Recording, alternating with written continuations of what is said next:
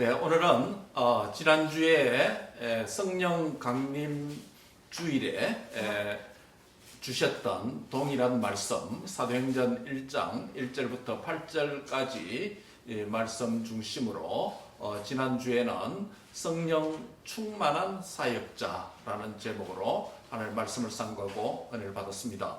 오늘도 이어지는 동일한 말씀을 통해서 오늘 특별히 교회력으로 삼위일체 주일이기 때문에 이 성령의 강림 사건과 삼위일체 하나님과 또 우리에게 어떤 의미가 있는지 하나님의 말씀을 함께 상고하고 은혜를 받고자 합니다.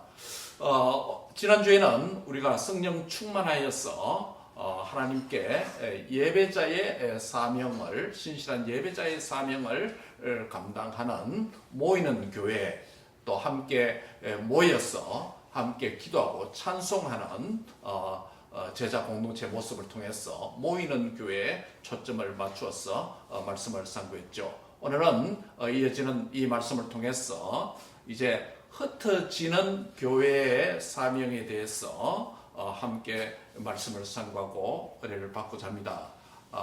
그래서 오늘 요지는 이것입니다. 나는 성령으로 충만하여 정인의 사명에 신실해야 된다라는 말씀입니다. 같이 한번 하겠습니다. 나는 성령으로 충만하여 정인의 사명에 신실해야 합니다.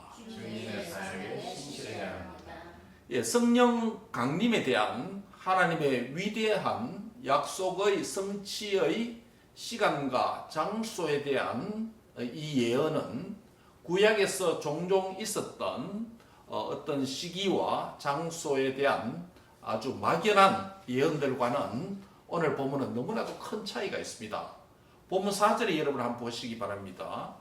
예루살렘을 떠나지 말고 내게 들은 바 아버지의 약속하신 것을 뭐하라? 예, 기다리라 라고 이 말씀을 하셨죠. 여기 보면 예루살렘이라고 하는 뚜렷한 지명, 아주 구체적인 모임의 장소가 게시되어져 있습니다. 즉 제자 공동체가 부활 승천하신 이후에 예루살렘이라고 하는 장소에 모여 있으면 성령님께서 거기에 임하신다라는 약속이죠. 이어지는 5절 말씀에도 한번 보시기 바랍니다. 요한은 물로 세례를 베풀었으나 너희는 몇 날이 못 되어서 무엇으로? 예, 성령으로 세례를 받으리라라고 약속을 했습니다. 여기 보면 너희는 몇 날이 못 되어 며칠이 안 되었어. 곧 굉장히 이 성령 강림 사건이 시기적으로 시간적으로 굉장히 임박해 있다라는 것을 의미하는 것입니다. 즉 구체적인 예루살렘이라고 하는 장소가 게시되어 있고 몇 날이 못 되어라고 하는 아주 가까운 시일이라고 하는 시간적인 부분이 게시되어져 있습니다. 즉 성령 강림을 위한 구체적인 장소와 임박한 시간을 명시적으로 예언을 했다는 것입니다. 우리 주님의 제자들은 예수님의 바로 이 말씀을 듣고 믿고 순종했어. 어디에 모였습니까? 예루살렘에 모였어. 성령의 임하심을 기다리며 간절히 기도했던 것입니다. 지난주에 주신 이 말씀을 우리에게 적용할 때 우리는 성령 강림 사건을 이미 과거로 하고 있기 때문에 우리는 성령으로 더 충만함을 받기 위해서 주님의 몸된 교회 공동체로서 이제는 우리가 성전이 되어서 함께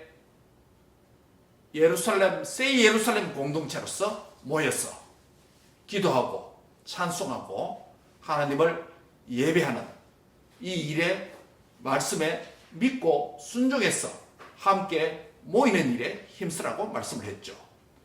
마지막 때에 모임을 피하는 어떤 사람의 습관과 같이 하지 말고 오직 권하여서 그날이 가까움을 볼수록 더욱 그리하자라는 말씀으로 권면을 받았습니다.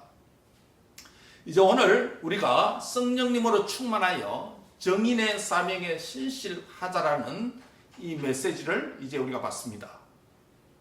그런데 5절에 따르면 성령의 임하시는 모습과 효과가 예수님이 받으셨고 당대 사람들이 받았던 요단강에서 베풀었던 요한의 물세례와 같다 다르다. 상당한 차이가 근본적으로 차별성이 있다고 말씀하고 있습니다. 몇 절에서요? 5절에서. 약속하신 하늘의 신적인 선물에 대해서 이와 같이 정확한 묘사는 찾아보기 어려울 것입니다. 그것은 성령님을 이제 곧 부어주시겠다는 약속이죠. 여기서 성령님의 임하심을 뭐라고 표현했습니까? 성령으로 세례라고 하는 독특한 개념을 사용합니다. 즉 물같이 성령에 부어주심으로 새로운 신약 교회 공동체가 성령 강림으로 창설되게 됩니다. 오늘 우리가 교회 뭡니까? 창설 예배, 교회 뭐 이런 명칭을 쓰잖아요. 교회는 이미 성령님께서 임하심으로 이미 창설되었습니다. 예, 우리는 용어를 잘 바르게 써야 되죠. 교회의 설립 예배라든지 뭐 이런 용어를 써야 되겠죠. 교회는 이미 하나님께서 만드셨습니다. 성령에 부어주심으로 이 창설된 교회를 하나님의 능력과 모든 지혜와 은사를 주시겠다는 약속이죠. 그러므로 성령 강림 사건은 옛 조상 아브라함을 통해서 주셨던 그 언약을 이제는 교회를 통해서 성취하신 사건이라고 할 수 있겠습니다. 성령 강림 사건은 교회가 교회 되게 하시기 위해 필요한 능력과 지혜와 은사를 이미 주셨다라는 것을 의미합니다. 그러므로 성령 강림 사건은 하나님의 나라가 질적으로 확장되고, 그렇죠, 또 양적으로도 확장되는 반드시 필요한 결정적인 사건입니다. 예, 성령 사건이 그냥 우리 인간의 스케줄이라든지 우리 인간의 또 계획이라든지 일정 가운데만 하나 이런 게 아니고요. 하나님의 구원 역사에서 성령이 임하시지 아니하시면 하나님의 나라가 질적으로 양적으로 확장될 수가 없습니다. 성령 강림 사건은 하나님의 구원 사건에서, 구원 역사에서 너무나도 중요한 사건입니다. 중요한 사건입니다. 여러분 한번 생각해 보시기 바랍니다. 성령이 임하시지 아니하셨다면, 진리의 성령이 우리에게 임하지 아니하셨다면 우리가 진리를 이해하고 깨닫는데 한계가 있습니다. 성령이 임하지 아니하셨다면 우리가 예수님을 나의 구주, 나의 하나님으로도 말할 수 없다. 고백할 수 없습니다. 우리가 예수님을 나의 구주, 나의 하나님 고백하는 것도 성령으로 아니하면 고백할 수 없다고 말씀했습니다. 성령이 임하시지 아니하시면, 성령의 도움이 없으면 우리가 죄를 회개하는 일도 불가능합니다. 예수님을 믿는 것도 불가능합니다. 예수님을 능력 있게 증거하는 것도 불가능합니다. 그래서 하나님의 자녀, 하나님의 백성, 성도, 교회는 이 땅에서 개인적으로 살 뿐만 아니라 또 교회적으로 사명을 감당할 때 반드시 필요한 것이 뭐다? 예, 성령님이라는 것입니다. 성령의 존재 없이 우리의 신앙 자체가 불가합니다. 진리를 깨닫고 하나님의 말씀을 우리에게 구원을 적용하는 일, 모두가 성령의 사역입니다. 삼위일체 가운데. 그런데 오늘 이 성령의 임하심을 뭐라고 표현했냐면 성령 세례라는 표현을 사용했습니다. 성령론에 대한 우리 개혁교회, 특별히 우리 신학은 핵심은 뭐냐면 성령 세례라고 했을 때 이것은 성령 세례라는 것은 반복적으로 계속적으로 일어나는 것이라고 잘못 이해하는 성령론을 가진 오늘 교파들이 있습니다. 우리는 이 성령 세례를 어디에다가 제한시켜서 설명하느냐 하면 오순절날 성령이 강림하신 그 사건의 하나였어. 성령 강림 사건은 역사적으로 몇 번 일어났습니까? 단 한 번입니다. 한 번입니다. 성령 강림이 한 번 딱 일어났고 계속 이제 일어나지 않습니다. 성령 강림 이후에 더 필요한 것은 저와 여러분이 연약하고 시험 받기 쉽고 범죄하기 쉽기 때문에 세상 살다 보면 또 죄를 범할 수 있고 마지막 때에 홍중건세 잡은 마귀의 미혹과 역사가 더 강해지는, 또 이단과 비진리의 역사들이 많은 이 땅에서 반드시 필요한 것이 뭐다? 성령 강림이 아니고 성령의 충만이 필요한 것이죠. 우리는 충만이 필요한 것입니다. 근데 오늘 잘못 이해하는 이 신학은 성령 세례를 받아야 된다라는 이런 주장을 하는 일부 사람들이 있습니다. 교파들도 있습니다. 성령 강림은 초대교회 예루살렘 제자 공동체가 기도할 때 요엘서 2장 28절 29절에서 아버지께서 약속하신 성령님을 예수님께서 부활 성천하신 후에 아버지와 아들로부터 성령을 보내주시겠다라고 하는 그 사건이 성취된 사건을 일컬어서 우리가 성령 강림 사건이라고 부르고, 그 사건이 너무나도 위대한 사건이기 때문에 성령 세례라고 하는, 성령으로 세례받는다라고 하는 독특한 개념을 누가가 여기서 사용을 하는 것입니다. 그런데 우리가 예수님을 믿을 때 성령 강림 사건 이후에 믿었기 때문에 우리는 성령님이 이미 임하신 믿음으로 우리 안에 주의 영 성령님이 들어오셔서 내주하는 독특한 특별한 새 창조된 신앙과 인격을 가진 자로 거듭나게 됩니다. 이게 누구의 역사라고요? 성령님의 역사입니다.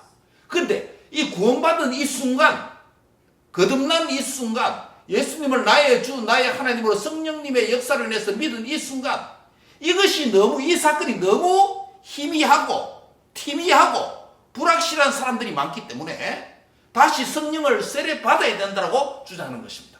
이게 뭐 세컨 블레싱이에요. 우리는 세컨 블레싱을 주장하는 게 아니에요. 우리는 예수님을 믿을 때 이미 성령님이 저와 여러분 안에 들어왔습니다. 이 성령님이 우리 안에 들어왔어서 천지가 계획되는 것처럼 사망에서 생명으로 저와 여러분을 옮겨주셨습니다. 지옥의 권세에서 성령님으로 말미암아 예수님을 나의 주, 나의 하나님으로 믿을 때에 천국으로 이미 들어왔습니다. 예, 죄와 사망의 권세에서 해방되어서 주의 나라의 백성이 되어서 삼위일체 하나님을 섬기는 예배자가 된 것입니다. 이걸 깨닫지 못하니까, 특별히 모태신앙이 그렇습니다. 모태신앙에서 믿는 집에서 태어나서 믿는 부모 아래서 태어난 자녀들이 신앙생활을 하다 보면 내가 언제 구원받았는지, 내가 언제 주님을 인격적으로 만났는지 이 경험이 너무 희미한 거예요. 왜냐하면 어릴 때부터 가정예배 드렸죠. 부모님 강요해서 예배자리를 나갔죠. 예수님을 나의 구주, 나의 하나님으로 만난 경험이 희미한 거예요. 그래서 청소년 시기에 우리 자녀들이 교회 수련회를 통해서 주님을 개인적으로 만나는 사건들이 많이 일어납니다. 그런 경험을 하지 못한 자녀들은 자기가 구원받았는지, 내가 언제 예수님을 믿게 되었는지, 성령님이 내 안에 들어와서 살고 계신다라고 하는 이 독특한 재창조적인 위대한 경험에 대해서 너무 희미한 거예요. 일부 성도들도 마찬가지입니다. 교회는 다니고 있는데 성령님이 내 안에 들어와서 성령님이 나의 삶을 주관하고 내 생각을 다스리고 내 말을 다스리고 내 생활을 다스리고 통치하고 계시는 그것을 전혀 깨닫지 못하고 마치 믿지 않는 자연인처럼, 믿음 없는 자처럼 대충 사는 사람들이 많습니다. 교회 안에 다니는 사람들. 그래서 이런 사람들이 성령의 세례를 다시 받아야 된다라고 하는 이 신학과 가르침에 솔깃하지요. 왜냐하면 지난날 내가 살아온 게 너무 티미하기 때문에, 확신 없이 살아왔기 때문에, 교회 마당만 바른 자로 살아왔기 때문에 새로운 획기적인 성령의 세례가 필요하다. 만약 그 사람이 진실로 예수님을 나의 구주, 나의 하나님으로 믿고 고백했다면 이미 그 안에는 뭐가 들어와 계십니까? 성령님이 들어와 계십니다. 성령님이 내주하시는 그 사람은 자신의 무지와 죄악과 게으름과 방종의 삶 때문에 그 위대한 성령의 본어게인, 그분은 위대한 사건을 깨닫지 못해서 그런 것이지, 무지해서 그런 것이지, 성령의 세례가 필요한 게 아니고 그 사람이 뭐가 필요하다? 성령의 충만함이 필요하다는 거예요.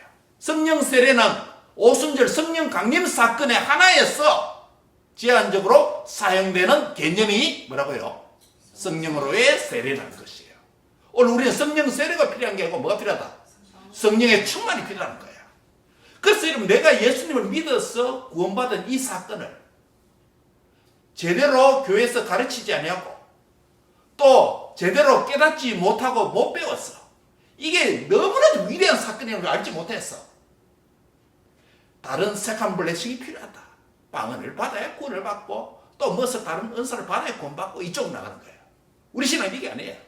우리가 예수님을 믿어서 성령으로 말미암아 예수님을 나의 구주, 나의 하나님으로 믿고 고백하면 저와 여러분이 이미 구원받은 줄 믿습니다. 구원받을 뿐만 아니라 성령님이 저와 여러분 안에 들어오셔서 이제는 성령님이 나를 다스리는, 주관하는 인생으로 바뀌어졌습니다. 성령의 사람이 되었다는 것입니다. 그 사람들이 모인 공동체가 성령의 공동체인 교회라는 것입니다. 그런데 아직도 나의 죄성과 세상의 죄악의 물결에 미혹되고 방종하는 삶 때문에 그것을 회개하고 성령으로 더 뭐 해야 된다? 충만하게 받아야 주님의 자녀답게, 교회답게 살아갈 수가 있다는 것이에요.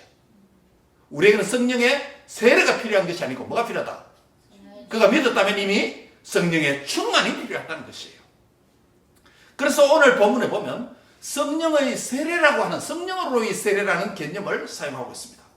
저와 여러분은 이미 오순절 성령 강림 사건을 통해서 하나님께서 성령 세례로, 성령으로의 세례를 주의 교회에게 베풀어 주셨기 때문에 그 성령의 임하심을 통해서 저와 여러분이 예수님을 나의 구주, 나의 하나님을 고백했기 때문에 성령님은 우리 안에 이미 들어와 계십니다. 이제는 우리에게 필요한 것은 뭐다? 더욱더 성령의 충만을 받아야 되는 줄 믿습니다. 술 취하지 말라, 이는 방탕한 것이니 너희가 성령의 충만을 받아라. 술 취하지 말라. 물질적인 술도 되겠지만 세상적인 여러 가지 비진리와 세상적인 죄악과 다른 것에 취하여서 사는 그 삶을 청산하고 오직 무엇으로 충만을 받아라? 성령의 충만을 받아야 아버지의 뜻대로 우리를 향한 하나님의 계획대로 살아갈 수가 있는 줄 믿습니다. 그러므로 저와 여러분이 성령으로 더욱더 충만케 되기를 바랍니다. 어떻게 성령 충만 받습니까? 나의 죄를 성령님이 지적해 주시는 대로 정직하고 신속하게 자백하는 것입니다. 만일 우리가 우리 죄를 자백하면 저는 미쁘시고 의로우사 모든 불의에서 우리를 깨끗게 하실 것이요. 아멘. 우리의 죄를 자백하고 우리의 삶을 고치면, 즉 진정히 말과 삶으로 회개하면, 그리고 믿음으로 간절히 성령 충만 받기를 기도하면 성령으로 충만하게 되는 줄 믿습니다. 그러면 일하고 섬기면 성령의 능력이 나타나는 줄 믿습니다. 그것이 성령 충만에 대한 비결이고 가르침의 말씀입니다. 성령 세례와 성령 충만에 대한 용어 설명과 우리는 더욱더 성령의 충만한 자로 살아야 된다는 말씀을 드렸습니다. 두 번째로 이 성령 강림 사건과 관련되어서 우리가 생각하는 것은 특별히 삼위일체주의이기 때문에 삼위일체 하나님의 랑데비유로서 성령 강림 사건이다. 무슨 말입니까? 이 랑데비유가 뭐예요? 프렌치입니다. 프렌치로 랑데비유. 랑데비유 무슨 말입니까? 사람과 사람이 만나는 것, 좀 특별한 만남을 랑데비유로 부르고, 또 군사 무기나 또 뭡니까? 인공위성이 또 우주선이 발사되었을 때 우주 정거장에 도킹한다 그러죠. 서로 만나는 것을 뭐라고 부릅니까? 그게 랑데비유라고 부릅니다. 랑데비유로 부릅니다. 즉 아주 큰 머신, 기계, 그 다음에 특별한 사람들의 만남, 이것을 프렌치로 랑데비유라고 부릅니다. 제가 왜 랑데비유라는 개념을 지금 설명하냐면, 오늘 성령 강림 사건에 관한 오늘 사도행전 1장 1절부터 8절 말씀을 보면 여기에 삼위 하나님이 함께 만나는 랑데뷰 사건과 같은 장면이 연출된다는 것입니다. 이미 삼위 하나님의 랑데뷰 사건은 몇 번 있었습니다. 예수님 생에. 첫 번째 어디 있습니까? 오늘 우리가 교동문에도 읽었고 예수님의 요단강 세례 장면입니다. 요단강 세례를 받고 물에서 나오실 때 거기에 세례 받은 자가 누굽니까? 요한에게 세례 받은 자가 누구라고요? 성자 예수님입니다. 성자가 거기 계십니다. 그 다음에 나올 때 뭐가 나타납니까? 성령이 비둘기같이 예수님에 임합니다. 성령님이 나타나죠. 그 다음에 하나님 말씀, 성부 하나님 말씀 드립니다. 이는 내 사랑하는 자요 내 기뻐하는 자라. 성부 하나님 말씀이 있습니다. 즉 성자, 성령, 성부, 성부, 성자, 성령 삼위일체 하나님이 예수님의 요단강 세례 장면에서 함께 도킹하는, 만나는 랑데뷰 사건이 나타납니다. 삼위일체가 한 장면에 나타납니다. 유사한 사건이 또 하나 있습니다. 예수님 생에 또 하나 있습니다. 어디입니까? 변화산 사건에서 예수님께서 홀연히 아직도 부활 성천하지도 않으셨는데도 불구하고 예수님이 지상생애 가운데서 몇몇 제자들을 올려간 산에서 홀연히 빛나는 영광스러운 몸으로 변화되셨습니다. 그것을 우리가 변화산 사건이라고 부릅니다. 트랜스포메이션. 그렇죠? 그 장면에서 모세와 엘리야도 함께 나타납니다. 제자들이 헷갈리겠죠. 자기들이 생각했던 위대한 율법의 대표인 지도자인 모세도 거기 나타나 있고 죽었던 모세가. 그리고 이미 성천했던 구약에 엘리야 선지자 대표인 엘리야도 거기 나타나 있죠. 거기에 예수님이 함께 동참하니까 제자들이 뿅 간 거죠. 야, 여기가 천국이구나. 예수님 여기 너무 좋아요. 여기에 초막셋을 지어서 하나님 예수님, 하나님 모세, 하나님 엘리야 각각 집 한 채씩 드리고 우리도 막 여기서 막 삽시다. 너무 좋습니다. 예수님. 이렇게 말했습니다. 그때 구름이 그들을 덮고 하늘에서 들리는 음성이 나타났으면 뭡니까? 이는 내 사랑하는 아들이요 내 기뻐하는 자라. 너희는 그의 말을 들으라. 즉 성부 하나님께서 예수님에게 포커스를 맞추게 합니다. 엘리야의 성취가 예수님이고 모세의 율법에 성취된 인물이 누구다? 예수님이 구원 역사에서 메시아 됨을 증명해주는 위대한 사건이 변화사 사건을 할 수 있습니다. 요단강 세례 사건은 어떤 의미가 있습니까? 예수님께서 메시아로서 왕으로서 시작하는 취임식하는 대관식을 하는 코로네이션, the messianic coronation 대관식과 같은 그런 역사 의미, 구원 역사적 의미가 있습니다. 변화사 세례 사건은 뭐라고요? 예수님의 메시아로서 왕관을 이제 쓰는 그 사건 대관식의 의미가 있다면 변화사 사건에서 삼위 하나님의 도킹 장면은 뭡니까? 그를 메시아적 인격으로 증명하는 오직 너는 그만 들으라. 그래서 오직 예수만 보이더라 라고 변화사 사건은 그 말씀으로 끝납니다. 오직 예수에. 그런데 삼위 하나님의 랑데뷰 사건이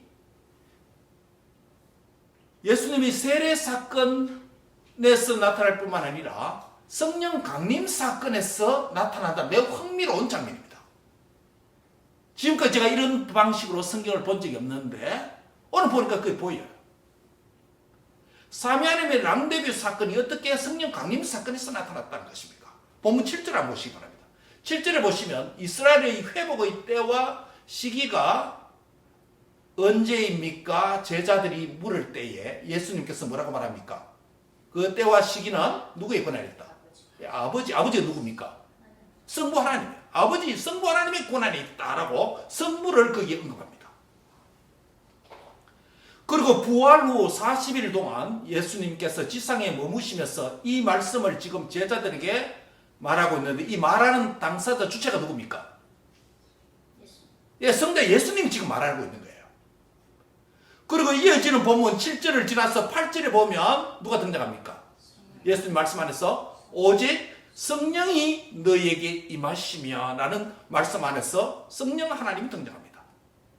그러므로 사도행전 1장 8절 9절에서 삼위 하나님이 모두 등장합니다.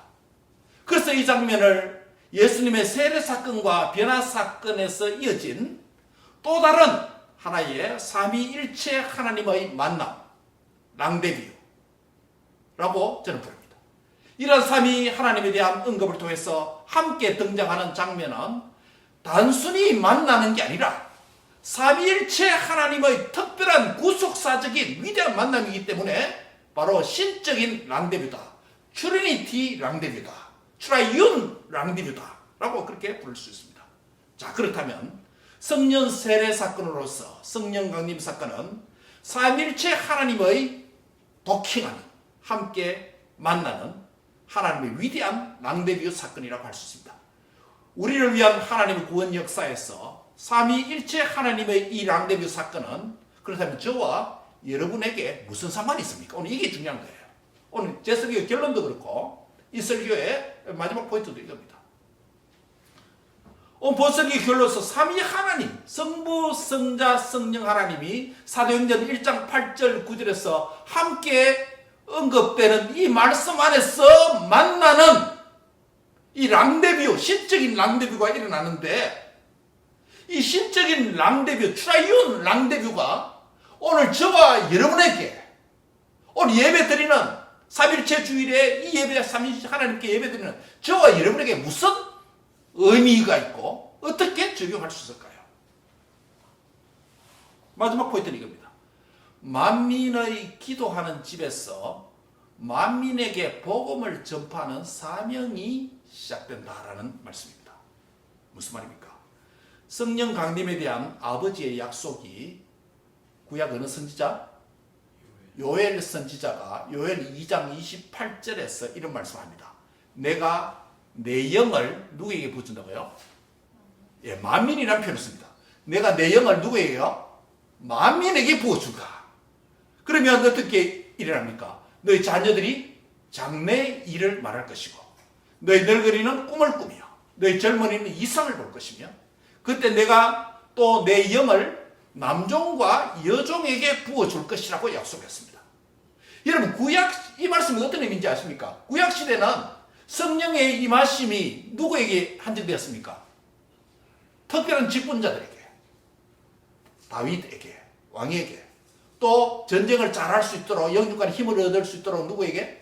여러 삼손과 같은 사사들에게, 또 성전을 아주 아름답게 지을 수 있도록 공교한 지혜의 영으로서 누구에게? 성전을 짓는 기농공들에게 그 특별한 직분과 특별한 일을 위해서 일부의 사람들에게만 성령이 임했습니다. 그것도 뭡니까? 성령이 upon him, 그 사람 위에라는 주로 이런 표현으로 임합니다. 그런데 성령 강림 사건, 성령 세례로서 성령 강림 사건의 임재 방식은 완전히 totally 달라집니다. 요엘스 말씀한 대로 예, 만민에게 따라합니다. 만민에게. 이 만민에게 저와 여러분이 포함되어 있습니까? 아멘입니다. 남종과 여종, 남녀 차별이 없습니다. 고대 근동시대는 남자, 여자 차별이 많았겠죠. 아이와 어른이 차이가 많았겠죠. 대우의 차이 있습니다. 여자와 아이들은 술을 셀 때도 포함시키지 않습니다. 고대 근동에서는요. 남녀의 차이 있고 종과 주인과의 차이가 있을 수 있고 계층의 차이가 있고 성별의 차이가 있고 다 다릅니다. 그런데 오순절 성령 강림 사건을 요엘은 약속하기를, 말씀하기를, 예언하기를 만민에게 이 성령이 부어지면 너희 자녀들도 늙은이도 남종도 여종도 균등하게 모두가 부흥을 받는다. 즉 소위 성령의 민주화 시대가 될 것이다 라고 말씀하는 것입니다. 그래서 저와 여러분이 그 결과로 어떤 일이 났습니까? 요엘서 2장 28절 29절을 이어지는 32절에 보면 그 결과가 나타납니다. 따라합니다. 누구든지 여호와의 이름을 부르는 자는 구원을 얻으리니. 저 구원에는 차별이 있다 없다? 없다는 거예요. 누구든지 뭐만 받으면 여호와의 영이 충만하게 이 마음을 받으면 성령으로 말미암아 예수님을 나의 주라고 고백하게 되면 남녀노소 누구든지 할 것 없이 만민이 택함 뒤에 받았다면 구원을 받는 줄 믿습니다. 만민에게 성령이 임한다는 것이에요. 저 만민에게 성령이 임하는 것은 어떤 결과가 일어난다고요? 만민이 구원을 받는다는 것이에요. 성전을 뭐라고 불렀습니까? 이사야 선지자, 예레미야 선지자, 또 예수님께서 제자들과 함께 예루살렘 돌성전을 방문했을 때 성전을 뭐라고 일컬어졌습니까? 내 집이 만민이 기도하는 집이라 일컬음을 받는다라는 표현을 씁니다. 물론 선지자들이 한 말입니다. 성전을 만민이 기도하는 집이다. 성전이 제사장, 일부 이스라엘 그들이 예배하고 제사하고 기도하는 차원에서 넘어서 이제 성전이 새로운 하나님의 구원 역사에서 새로운 변화가 일어날 것이라는 겁니다. 예루살렘 성전이 생기기 전에 이스라엘 백성들이 어디서 예배했습니까? 출애굽한 이후에 성막이 있었습니다. 성막이 시대를 지나서 다윗 시대를 지나서 솔로몬 때 성전이 건축되었습니다. 이 예루살렘 제1성전이라고 부르죠. 이 예루살렘 성전이 유다 백성들이 범죄하여서 나중에 바벨론에서 파괴됩니다. 그렇죠? 다시 포로에서 돌아온 공동체가 스룹바벨과 대사에서 돌아와서 짓는 성전이 뭐예요? 스룹바벨 성전, 제2성전이라고 부릅니다. 이 2성전이 예수님 당시까지 내려옵니다. 그래서 헤롯이 그 2성전을 약 40년 이상에 걸쳐서 재건축, 그 신축에 가깝습니다. 40년간 걸렸으니까. 그래서 예수님 당시에는 어떤 성전이에요? 바로 헤롯 성전, 제2성전을 수리한 헤롯 성전이 존재했습니다. 그런데 예수님께서 말합니다. 너희가 이 성전을 헐라 내가 사흘 만에 세우리라는 독특한 말씀을 하십니다. 성전을 40년간 헤롯이 지었는데, 정축했는데 사흘 만에 짓겠다니 이게 무슨 소린가? 예수님이 말하는 그 성전을 무엇을 가린다고 했죠? 빌딩 성전이 아니고 자신의 몸을 헐라, 나를 죽여라. 그래야만 사흘 만에 이 성전을 다시 세우리라. 내가 부활한다는 말씀이죠. 즉 돌성전에서 무슨 성전으로 바뀝니까? 예수님의 몸 성전, 바디 성전, 인격 성전으로 구원 역사가 바뀌어집니다. 그러면서 사도시대에 들어와서 고린도서에서 이제는 이렇게 말합니다. 예수님만 성전이 아니라 예수님을 믿는 자는 누구든지 너희 안에 성령이 거하는 성전인 줄 알지 못하느냐. 바울 사도의 이 말씀을 통해서 이제는 예수님을 믿으면 뭐다? 믿는다는 우리 모두가 다 주의 성전이 되었다는 것입니다. 즉 공간 성전, 빌딩 성전의 시대에 지나서 구원 역사가 발전되어서 이제는 예수님의 몸 성전 시대를 지나서 예수님을 믿는 자는 누구든지 뭐가 된다? 성전이 되었다는 것입니다. 성전이 모여서 뭐가 됐습니까? 믿는 자가 모인 공동체가 주님의 교회입니다. 자, 그러면 성전이 만민의 기도하는 집이라고 그랬는데 이것이 구원 역사에서 발전되어지면 만민이 기도하는 집의 성전이 뭐가 됩니까? 믿는 성도들의 모임인 뭐예요? 교회가 만민의 기도하는 집이 된다. 예루살렘 공동체가 시작되기 전에 예루살렘 제자 공동체가 넌 예루살렘을 떠나지 말고 여기서 기도해라. 성령님을 기다리라고 했을 때 그들이 믿고 순종해서 예루살렘 제자 공동체를 교회가 생기기 전에 교회 모태가 되는 신약 교회 모태가 되는 제자 공동체가 모여서 기도했을 때 그것이 뭐라고요? 성전이 된 거죠. 성전이 된 거죠. 성령이 임한 이 시대에 저와 여러분이 성령님을 내주하고 모시고 있는 믿는 성도가 함께 모인 모임이 뭐라고요? 성전 공동체, 성전입니다. 즉 우리 모임이 이제는 만민이 기도하는 뭐라고요? 집, 성전이 되었다는 것입니다. 그러므로 만민의 기도하는 집은 이제는 특정한 장소, 기도원이 아니라 믿는 성도가 모인 공동체는 어디에 있든지 만민의 기도하는 집이 된 줄 믿습니다. 이것이 어떻게 일어났습니까? 뭐가 임해서? 성령님이 임해서 지금 그렇게 됐다는 거예요. 즉 만민이 기도하는 집이 성전이 된 저와 여러분이 우리에게 주어진 성령 강림 사건으로 주어진 사명이 뭐라고요? 기도하는 사명이 주어졌다는 것이죠. 만민의 기도하는 집의 영이신 성령님이 임했기 때문에 이제는 그 성령님의 도움과 능력을 의지해서 만민의 기도하는 집 자체가 된 우리가 하나님 앞에 만민의 기도하는 집으로서 함께 뜨겁게 기도하는 사명이 저와 여러분에게 있다는 것이에요.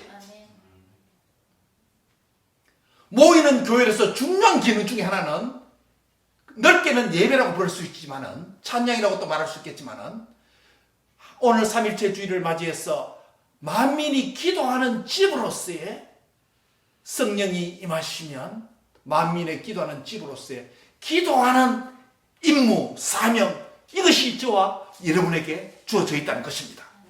특정한 다른 사람이 주는 게 아니고 특정한 목회자에게 주는 게 아니고 성령이 임하시면 남종이든 여종이든 젊은이든 늙은이든 누구든지 남녀노소 할 것 없이 예수님을 믿어서 성령을 받은 자는 만민의 기도하는 집 성전이 되었기 때문에 만민의 기도하는 집인 성령의 도움을 받아서 우리가 하나님 앞에 간절히 기도해야 되는 줄 믿습니다.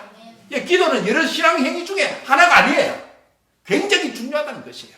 성전을 일컬어서 뭐라고 부른다고요? 만민이 기도하는 집이라고 일컬어진다. 성도가 되면서 기도하지 않는다면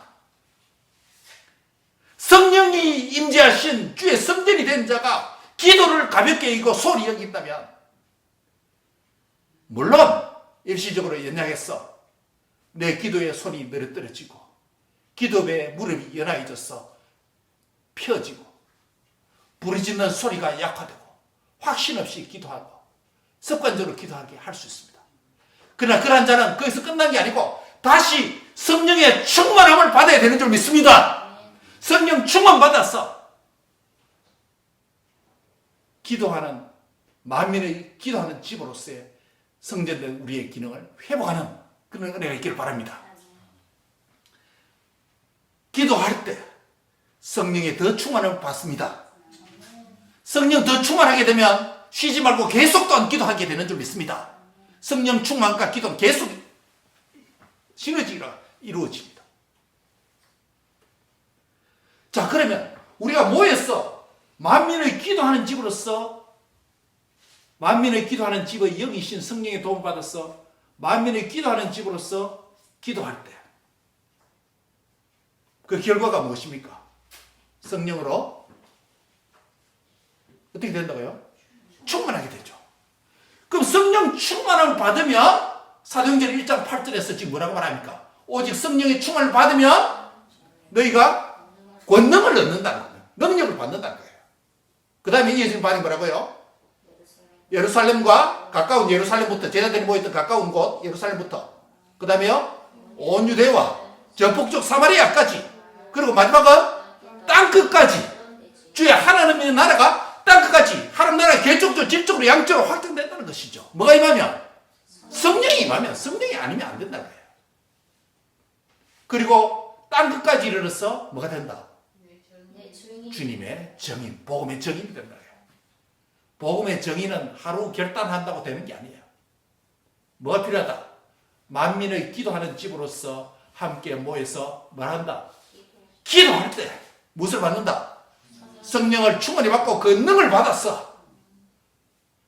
우리의 가정에서부터 시작해서 이웃으로 온 절반과 민족까지 땅끝까지 이르러서 주님의 능력 있는 정인으로 사용되는 은혜가 임한다는 것이에요. 자, 그러면 만민의 기도하는 집에서 시작된 그 기도는 성령을 충만하게 받아서 만민에게 복음을 전파하는 이 사명을 감당하게 된다는 것입니다. 삼위 하나님은 만민의 기도하는 집으로서 기도하는 성도와 교회에게 성령으로 충만하게 하시는 줄 믿습니다. 삼위 하나님은 만민의 기도하는 집으로서 기도하는 성도와 교회에게 성령의 권능을 입혀 주십니다. 삼위 하나님은 만민의 기도하는 집으로서 기도하는 성도와 교회에게 성령의 권능을 입혀 주셔서 만민의 구원을 위한 구원의 복음을 전파하도록 하시는 줄 믿습니다. 그래서 마가복음 16장 15절에 예수님께서 뭐라고 말합니까? 마가복음 16장 15절에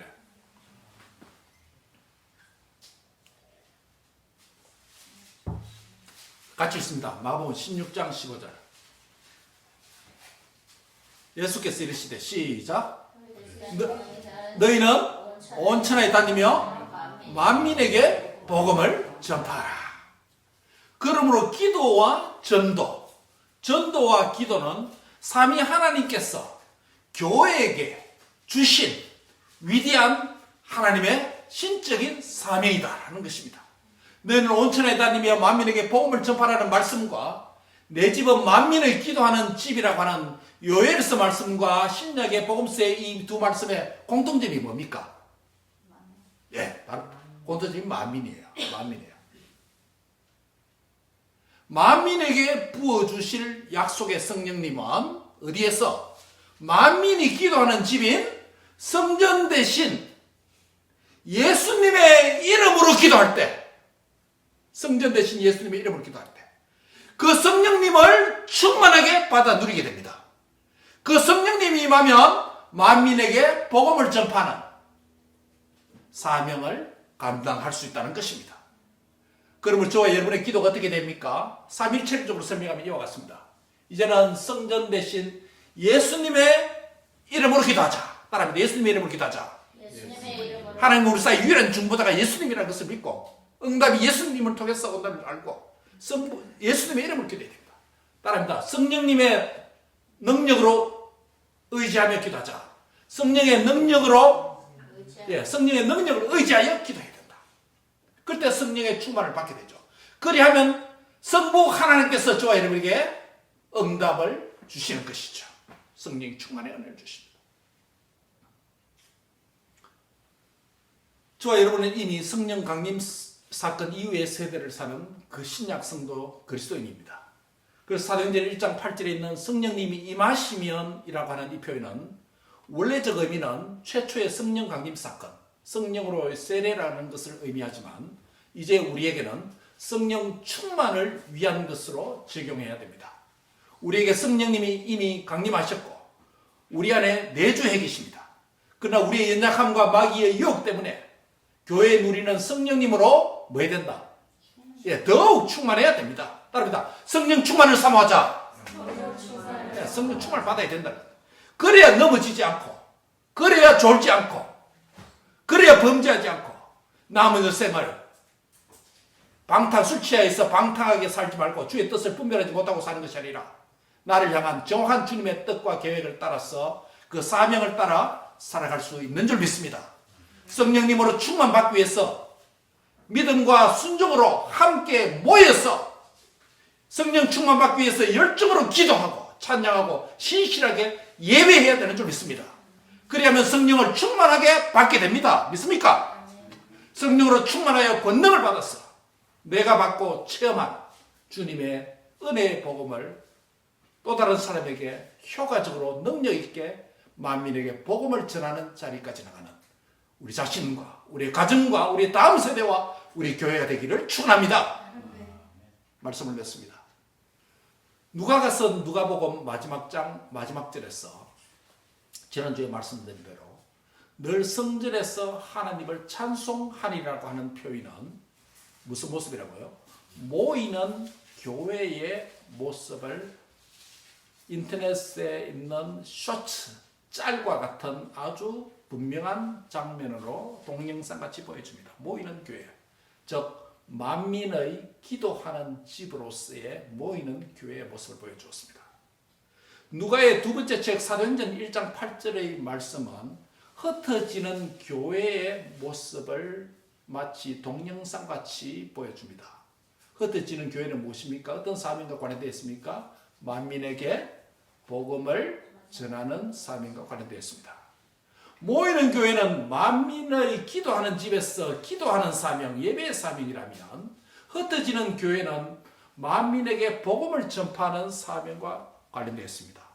이 둘 사이에 뭐가 필요합니까? 만민의 기도하는 집에서 모이는 사명과 모이는 교회 사명과 만민에게 복음을 전파하는 복음 전파의 이 사명 사이에 뭐가 필요합니까? 바로 그겁니다. 오직 성령이 임하시면 너희가 무엇을 받고? 권능을 받았어. 예루살렘과 온 유대와 사마리아 땅끝까지 이르는데 증인이 된다. 될 수 있다는 것이에요. 필수 조건이 뭐라고요? 성령 충만입니다. 성령의 권능이 필요합니다. 정인의 삶뿐만 아니라 내가 오늘 이 땅에서 그리스도인으로서, 한 학생으로서, 한 직장인으로서, 한 주부로서, 한 남자와 한 여자로서 내 인생을 하나님의 뜻과 계획에 맞추어서 방탕하지 않고 헛수고하지 않고 살아가는 유일한 길이 있다면 내 힘과 세상의 흐름과 세상의 눈치가 아니라 뭐가 필요하다? 오직 성령의 도움으로만 가능합니다. 즉, 내 인생이 성공하기 위해서, 내 인생이 승리하기 위해서 궁극적으로 절대적으로 필요한 것이 있다면 뭐다? 성령님으로 충만되는 겁니다. 성령으로 충만해야 지혜를 얻습니다. 능력을 얻습니다. 권능을 얻습니다. 하나님 인도를 받습니다. 하나님이 붙여주시는 사람을 만나게 됩니다. 하나님이 주시는 opportunity, 최고의 기회를 접할 수 있습니다. 성령으로 아니하고 성령으로 인도받지 아니하고 이러한 삶 사는 것, 성공적인 인생 불가능합니다. 젊은 사람 너희들만 이래라. 아닙니다. 임종을 앞둔 사람도, 늙은이도, 남종도, 여종도, 남녀로서 누구도 성령의 민주화 시대에 사는 그리스도인들은 모두가 성령의 충만함을 받아야 아버지의 계획과 일치된 성공적인 내 인생을 살아낼 수 있는 줄 믿습니다. 정인의 삶도 마찬가지예요. 자, 그렇다면 성령의 충만함이 절대적인 성공과 승리의 절대 필요 조건이라면, 이게 대전제라면 우리가 뭐 해야 됩니까? 첫 번째, 모이는 교회로서, 만민의 기도하는 집으로서 함께 모여서 예배하고 찬송하고 기도하는 일에 집중하는 사명이 있기를 바랍니다. 이게 빼야 된다는 거예요.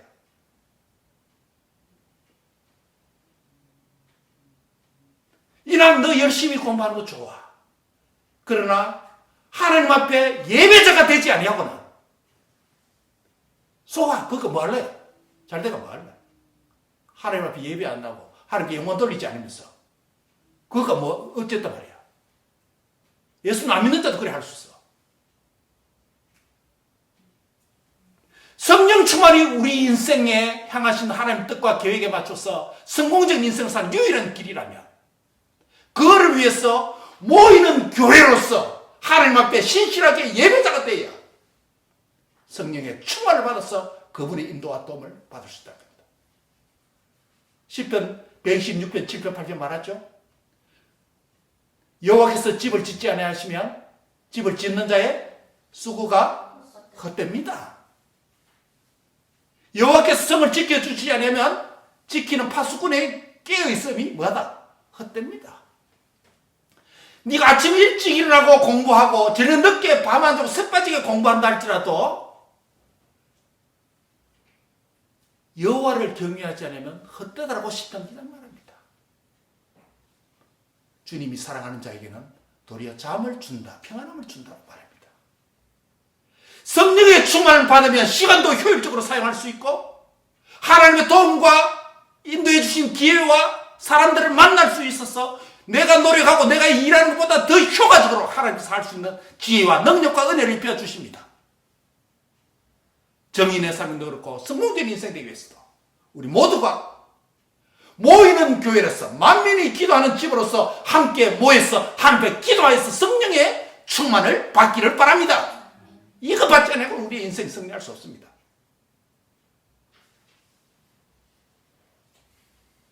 아무리 자기가 지혜롭고 아무리 똑똑하다 할지라도 성령으로 충만하지 아니하고는 하나님의 미련보다도 탁월하지 못한 것입니다. 하나님의 지극히 작은 것도 인생의 어떤 것보다도 위대하고 탁월한 줄 믿습니다.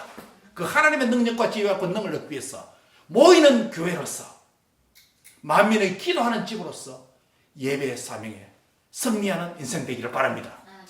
그 다음에 함께 모여서 성령으로 충만하게 되어서 우리끼리 교회 안에서 즐거워가 끝내는 것이 아니라 뭐 해야 된다?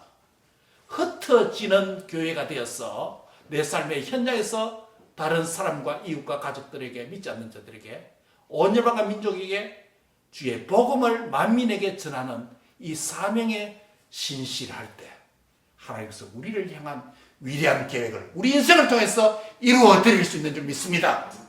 이것 때문에 교회가 존재하는 것입니다. 이것 때문에 우리가 모이는 것입니다. 우리가 할 게 없어서 이민사회, 이민 왔어. 한인 그립고 한국 음식 그립고 한국 문화 그리웠어. 외롭기 때문에 함께 서로 회빈해서 피크닉 가고 밥 먹고. 우리가 무슨 개 모임입니까? 다른 무엇이 모임입니까? 동문회 모임입니까? 왜 이렇게 수고하고 열심을 내야 됩니까? 주께서 우리를 이처럼 사랑하셔서 너희가 승리하는 인생, 멋진 인생 되기를 누구보다도 너희의 부모가 되는 하나님 내가 더 잘한다. 그러면 내가 너에게 필요한 이걸 위해서 절대 조건이 있는데 뭐가 필요하다? 성령의 충만함이 필요하다. 성령 충만하기 위해서 어떻게 된다?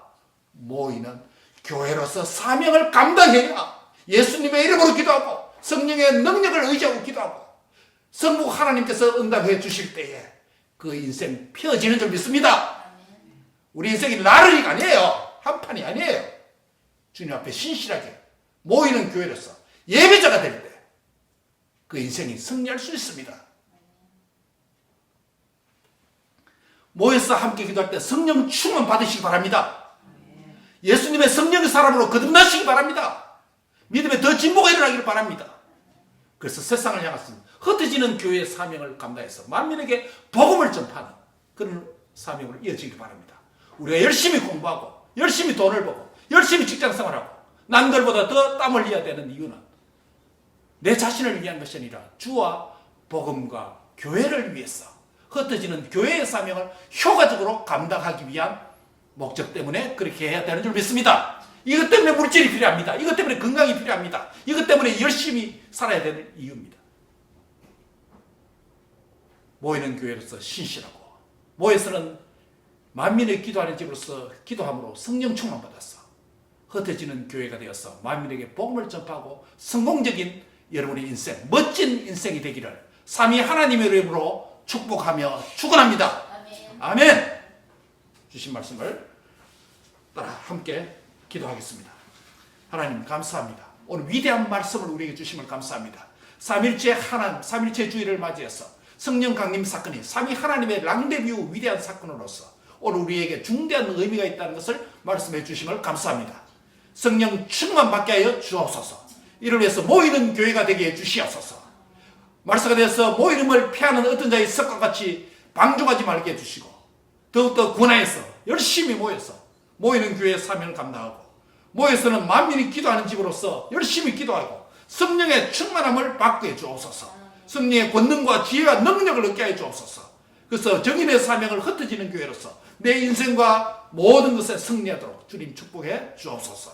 오늘 여기 모인 우리 성도들과 모든 자녀들이 이 교훈에 마음속에 깊이 새겨서 하나님이 원하시는 성공하는 인생들 다 되도록 축복해 주옵소서. 예수님의 이름으로 기도합니다. 아멘.